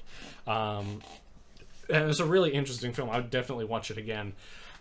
There's some really, really distressing scenes that I actually did find myself going like, what the fuck? You know, because this was another movie that I was told about was one of those films that got banned in several countries and was like considered too much from a lot of people, and I was like, yes, it is in some scenes, but also weirdly enough, one of the few films that PETA actually endorses. Oh, PETA. PETA. Oh, I was thinking, who the fuck? What? PETA. PETA. Saint Peter. PETA. The people for ethical treatment of animals. Yeah, those people. Yeah, who are normally fucking dipshits. Yeah, right? the people that will break into labs and kill all the animals. Yeah, but they make a very good point in terms of this movie, because there's a scene where a childhood Jack is seen snipping the leg off of a duckling, and then letting the duckling go back into the water and struggle to swim with one leg, because he's a fucking psycho. Yeah. And Peter, like, because they didn't use they didn't actually cut off the leg of a duck. It's all fake. Yeah. And Peter was like, this is a really good scene because it helps show like the troubling first impressions that children can have as budding serial killers, you know? Yeah. Like the warning signs and stuff like that. Being cruel to animals is Exactly. a really bad sign. Yeah. Because he doesn't just like... He uses scissors. It's like this kid with scissors cutting off a duckling's leg. Yeah. And it's not a very nice scene to watch. Yeah. But yeah, it is like well done. And there's no actual animal cruelty. I would like to put something on the table. Yes. So, having not seen the Bundy film, what I was proposing to you is that I think that they're trying to do something like Ichi the Killer, where they're trying to make you like someone that you shouldn't. Yeah. And because Bundy was known to be who he was, where his whole thing was that he was charming, and it's not just that he was charming so he could kill people. Yeah. Because that was a big part of it, and part of why no one suspected him is because he didn't look like the kind of guy who would do it. Yeah. Officers could pull him over and good evening, officer, how are you? Isn't it a fine... And they go, well, isn't this a stand-up young fella? Yeah. It was, even when he was captured and they had interviews with him, he was on television. People knew about this guy. He was there always were pictures a of him. kind of charming guy. He gave this interview just before his execution. He had it with priests, and I think he blames pornography or something. As because he could just spin a yarn to anyone, and he knew what people wanted to hear. So he had a fucking Catholic priest in front of him and told him, "Yeah, the porn made me do it. It was all this sin. It was I was guided by lust, and I repent." Girls would send him fan letters being like, "I love you." And this was a man who was already known, who had been convicted of killing women. Yeah. And girls were and so his whole thing is that people liked him even when there were facts about him that were completely contraindicative to him being a person that you should like. And he liked that people liked him. Yeah, because it was extremely useful to him. Yeah. So I think that the opportunity to have a film about someone who has done awful things, and for you to not only identify with him, but to feel warmth for this guy, I think, because he's a pleasurable person to figure out. There is a fine line that you have to ride when doing that kind of character, and it kind of tips a little too far into the whole rooting for him rather than just thinking that he's nice. Well, I think that they could do that for the whole purpose of you going, did I just fucking watch a film where Bundy was the hero and I wanted him to win? Which would be really good if that were the point of the film, but I don't think it is. I think the point is more you should feel sorry for his wife, because that's kind of how the film ends. Right. But I'll watch it and I will get back to you. And I want to see how this holds up. Maybe. When you watch it, I might watch it again just to refresh my memories, because I think it's only like an hour and 40 minutes or something, so it's not too out of the way to watch. Well, if Omni's free tonight, then I might ask them if we can. And audience members, if any of you have seen the movie, I would very much like to see your opinions of it in the comments below. What's it's called, like Useless, Hopeless, and Disgusting? It's called Shockingly Wicked... No, what? Fucking... It's called Very Smelly, Very Silly, and You Shouldn't Have Done It. Extremely Wicked, Shockingly Evil, and Vile. Because that is what the judge calls him. I think it's one of those films that it's like very close to doing what it wants to do. Okay. But it just straddles the line a little too much and kind of falls on the wrong end of it. There's like a version of this movie in some alternate timeline where they did it flawlessly, and like, you know, this movie was a really good interpretation of you know, the charming serial killer kind of thing. But I think it's also the line becomes even finer when you're doing it about a real person. I think you have much more leeway in terms of fucked up morality in cinema when the characters are fictional. I think just because when you end up you end up accidentally glorifying a real life serial killer, it can come off really wrong, you know? Sure. Yeah. Well, I think with Bundy, because that is kind of what people did. Well, I think that's appropriate. But I think it's especially wrong with Bundy because if anything, you're giving Bundy what he wanted by glorifying him. Well, you know? I think in that case it's important to, you know, like hold a mirror up and go, you shouldn't do which the film doesn't do. Yeah, So, so another thing that I would like the audience to do in the comments below, ask us some questions, because we've got a few for the end of this episode. Oh, okay. Well, I'm refreshed and delighted. Not YouTube comments, but I would like to see some YouTube comments for this one. I will save them and use them next time. More like new. But today's questions come from the Instagram story, which they normally do come from. We're getting a lot of people asking multiple questions. How many of them are Dylan? 3 from Dylan, 2 from Kieran, 2 from Aaron, 3 from Paul, and 3 from Kevin. Oh, okay. So all people that we know. it'd be really cool to get questions from people we don't know. So we've got my mum, Auntie Deb, Uncle Ron. So, first question: if you could have any celeb be the new prime minister, who would you pick and why? Me. My answer is Sean McAuliffe. That's quite a good answer. I think. Because he is really good at pointing out the shit that politicians do, that I think if having a good enough, like, you know, cabinet behind him, he would honestly, I think, not be a terrible prime minister. I mean, yeah, but... He'd at least be a likable prime minister, a good figurehead for the country at least. Well, sure, but I think that given recent events, that I think that his position in entertainment might detract from his authority or his position as a potential politician. I mean, you know, I'm sure that Peter Garrett, you know, was an interesting minister. I mean, there are some things that he's been blamed for, but when you think about him, you don't think, right, this is the guy that's considering about our community. You think the power and the passion. Yeah, true. And so, and when I think of Sean McAuliffe, I think of like, no. I don't want the aim for a leader to be likability. I mean, it's nice, and I tend to like the leaders that do things that I agree with, even if I don't think that they're personable. But I think that you end up with leaders that are substandard, where their whole thing is, you know, did you see the Sharks?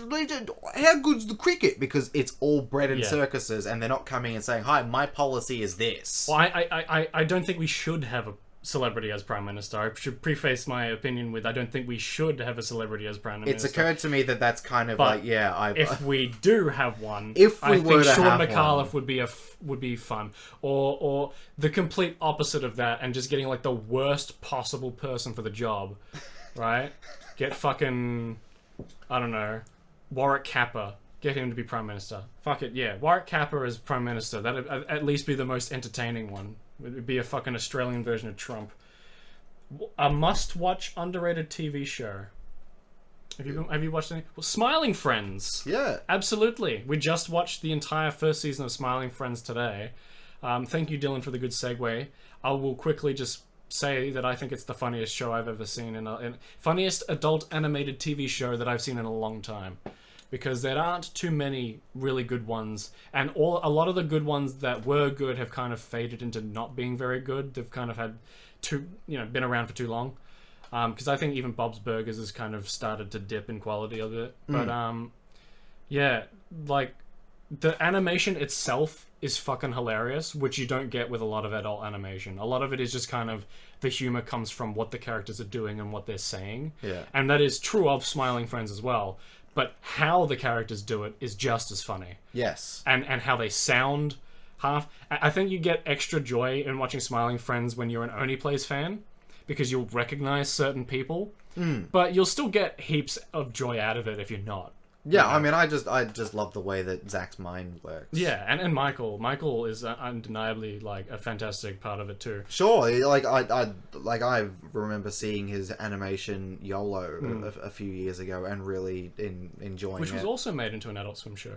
YOLO Crystal Fantasy. So, Jesus Christ. I haven't seen it because for some reason this Australian production hasn't been made available to watch in Australia, but yeah, Smiling Friends, which is an Australian-American co-production, also hasn't been made to watch legally in Australia yet. Which is, unless you have a VPN and a cable subscription. There's a fucking, Victorian government symbol at the end of it. Yeah, like, because Michael Cusack's from Melbourne. Yeah, so Well, he made half the show the show was made remotely between LA Zach and Melbourne Michael. So I think he did go to America here and there, but he mainly worked on the show like in Australia. Is Black Books underrated? Do people not know about that? I think when it was on TV, maybe not, but now I think you could call it underrated. What about Red Dwarf? Maybe, yeah. I was about to recommend a show that I started watching called Killing Eve, but I think it's too mainstream. Oh yeah. Have you heard of it? No, I don't know what it is. But you live under a rock. Yeah, I don't know anything. It's a British show about. I think if you enjoy the show Barry, with Bill Hader, I think you'll enjoy Killing Eve. It's a hitman, well, an assassin show because hit woman. It's an assassin show about this MI6 investigator played by Sandra Oh, and a really, really accomplished assassin played by Jodie Comer, who cross paths and in turn become obsessed with each other.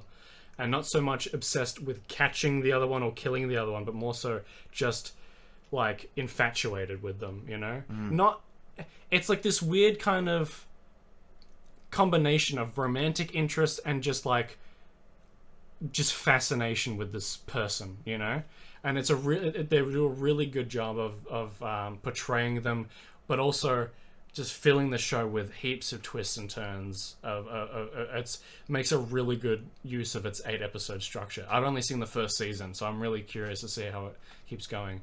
And Sandra Oh and Jodie Comer are like endlessly watchable. They're just fantastic actresses. You probably know Sandra Oh as the Asian woman from Grey's Anatomy with the curly hair. Yeah. Have you seen the movie Free Guy? Nah.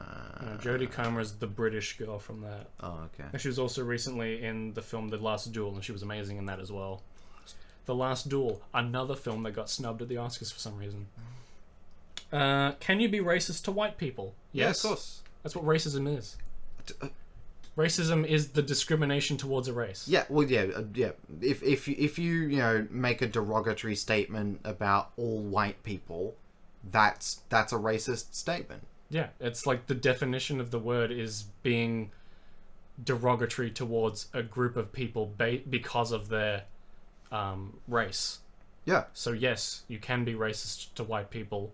This fucking leftist argument that reverse racism, which is just racism, doesn't exist, is bullshit and just a coping mechanism. Well, yeah, the term reverse racism, it supposes that black people or other minorities are always the victim, that white people are the perpetrators. Yes. And it's not to say that that white people, particular European nations haven't been the perpetrators in a number of cases. Yeah.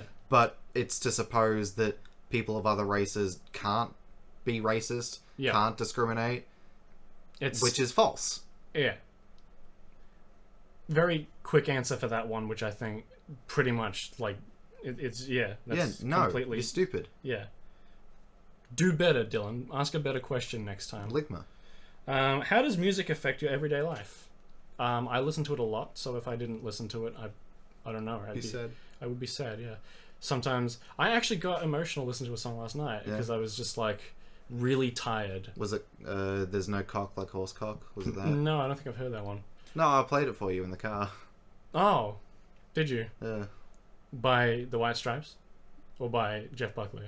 Or by the other guy. I don't remember the name. I didn't play it for you today. Oh, okay. Did you hear me play you any songs called "There's No Cock Like Horse Cock"? I don't remember any song called... Like, in general, I don't remember a song called that. Well, you'd think that if you heard it today, it would have been apparent. Does he sing about it in the song? Like, are the The lyrics chorus about that? goes, "There's no cock like horse cock. Send your asshole into shock. There's no cock, of course cock. Grab some lube and slam the day away." Don't think I've heard that song. I've played it for you. I'll play it I for don't you remember later. it then. We're If on the you've way. heard- I think you were driving. Maybe. You were on the way to somewhere, to a film. Well, how does... I think we're going to see Macbeth. I think or you're whatever. more involved with music because you do actually make music. I play music. Yeah, so how does music affect your everyday life? Positively? Yeah. Cool. Sam. How does one unscrew a light bulb with a banana? Asking for a friend. Ha! Random equals funny, doesn't it? I What do you mean, say?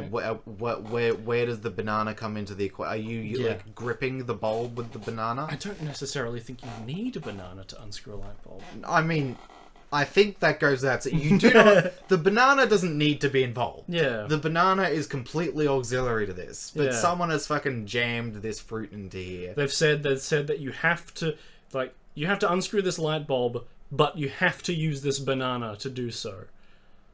I mean, like, ideally, I would- you would discard the banana and then do it the normal way. Yeah. Now, how I would use the banana is I would eat it for energy to use to help unscrew the light bulb. If you were to use it in the act of unscrewing, the Popeye kind of thing where you eat the banana and you gain strength. yeah, and then you crush the globe in your hands Yes. and you bleed to death. Yeah, exactly.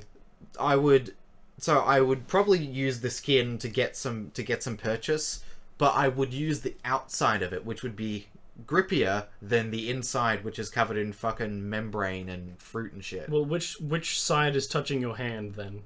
The membrane. The side. slippery side? I would be using it like a glove. But then would you still have would the grip on your hand be the same as if you had turned it the other way around and you were using the slippery end on the light bulb? So would your hand still end up being slippery anyway? So would you still have a good grip on the light bulb? I have a feeling that fingers on banana would have more traction than banana on glass. Probably. That yeah. is my assumption. But it still wouldn't be very comfortable either way.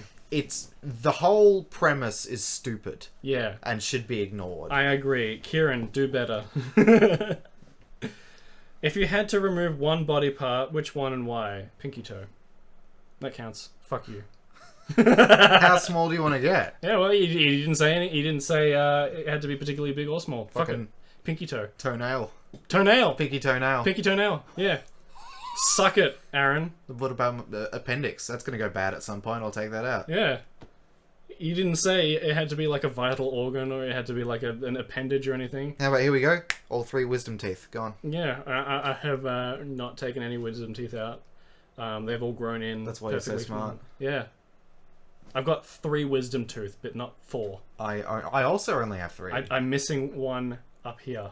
So I'm missing one down here. So I've got the top right, top left, and bottom, top right, bottom right, top left, but I don't have a bottom left. Yeah, I think I'm missing my top left. Because they grew in last year. Oh, that's Yeah. recent as that. They hurt. And I thought I needed to go to the dentist to have them taken out, but they didn't hurt when they had finished growing in. Yeah. Yeah.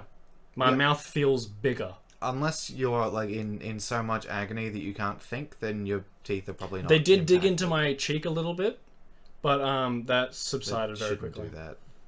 I don't know. What is the diameter of Nick's 5 head? Would you live in sticky house?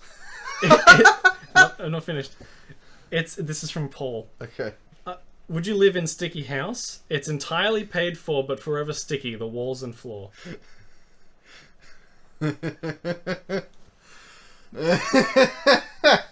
How sticky we talking? Like the stickiness of you've just like dropped like soft drink on the floor and it's dried, or the stickiness of like banana. If I Oh, could, that's not sticky. That's slippery. if I could like wash my hands and so I could momentarily have non-sticky hands for things. Well, then it's just perhaps the I'll house that consider is it. it's just the house that is sticky. Yeah, but I mean, I suppose. Oh yeah, okay. So you can. Is the water sticky? The water, the air is sticky. So It's constantly humid. I would assume it would be a sticky level that you could still feasibly live in the house. Yeah. So you can get up and out of seats. You'd need more effort, but you still can. You can, use the tap and use the fridge, and it would take more effort to pry your hands from things, but you still could. So if anything, it would be like a mild stickiness, which if anything would be more annoying. I like the idea that routinely a team of No, it's like permanent sticky. That's like magical stickiness or something. Can I tell you about the fucking thought that I liked? Okay, or yes, are you yes, gonna, yes, like, yes, do it. Yeah, you're gonna fart in my brain, stink man. I will fart if I feel one coming. Will fart. Finn will fart. The, That'd be a strange thing. the wall guy from Smiling Friends? I like the idea that routinely you'd have to have a team of like stickers that would have to come in and reapply a sticky agent to everything in order to re-up the sticky. They do it while you're out of the Yeah. house. Yeah. At 1:30 a.m. every night they come in and they reapply the sticky, and if you're up for that then they just fucking do it over you, so you have to go to bed. I think Paul should make a cartoon about Sticky House. Yeah, Paul, make I want to see a depiction of Sticky House, and then once I've seen it, What would you do if you took no fall damage? I'll jump off of things I would, more yeah, often. that would be amazing. I would jump off things more often. Yeah, I I would think stand up on the bench occasionally. I would skydive without any fear of dying. Sure, yeah. You could do amazing things. You could become famous as just being the guy who falls off things and doesn't die. You just jump off the Eureka Yeah, for fun. yeah. You could play around with like parkour and shit. Like it'd be way more fun.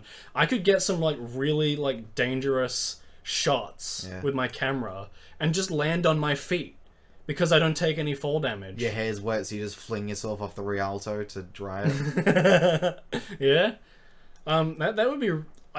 I would love to live in a world where I didn't have fall damage, Yeah. And that would be like, I assume, landing on any part of your body. You could like do a tumble and not hurt or anything, Like fall damage just means falling. Like you could trip on your shoelaces and then not sprain your ankle, I guess. I don't know, but yeah, like jumping off of tall things, I would probably do it a little more often than I already do. Can you survive other impacts? Like, could you survive getting hit by a car, or would you? What if you jumped in front of the car, so you were airborne, right? Yeah. And then a car hit you. That now we're getting philosophical. Well, now we're filibustering. Yeah, I'm filibusting a nut. Oh, that is exactly where I'm going. Which finger is the best funga? Because I think you misspelled finger. Well, But I like to think the that finger that fungs the best. the finger that fungs the best. What's the best fungible finger? It's not a non-fungible Are there any finger. non-fungible fingers? Your token about to be pretty fungible when I'm done with it.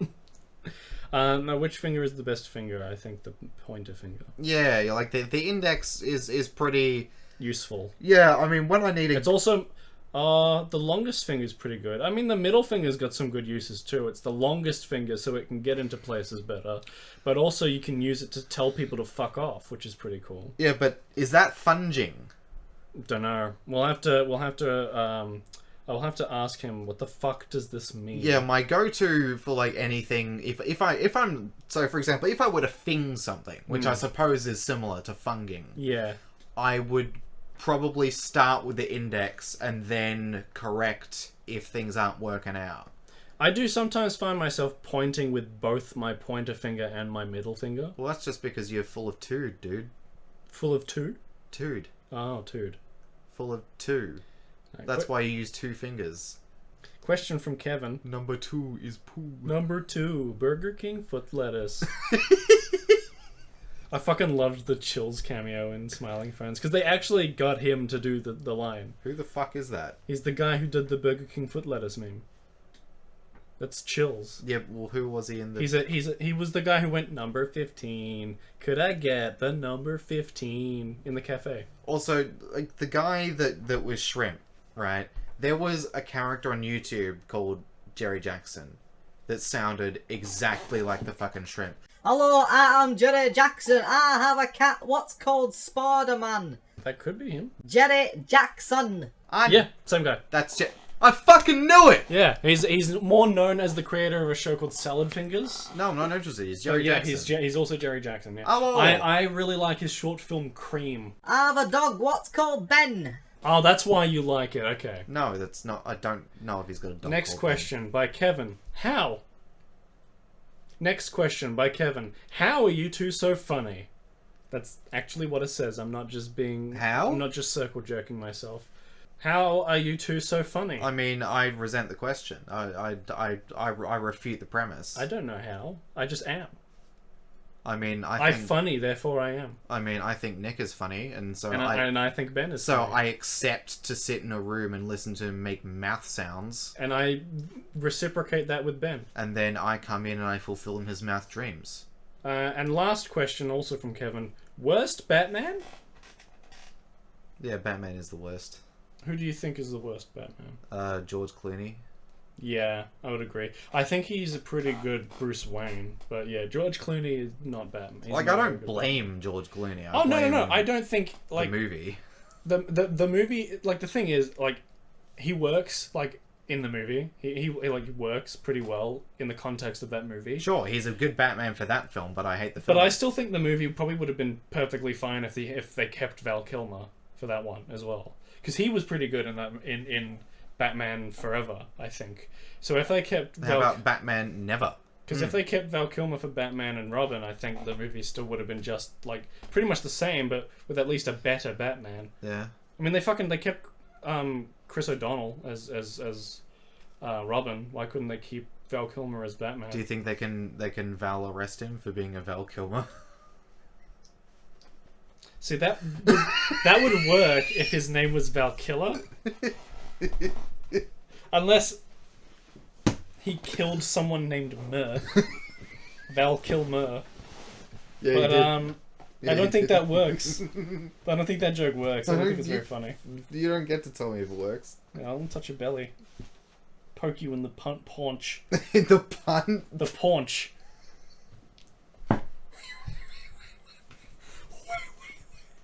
This is Gilbert Gottfried. This is the end of the fucking episode. Leave your comments below or send an email to tempuncles@gmail.com.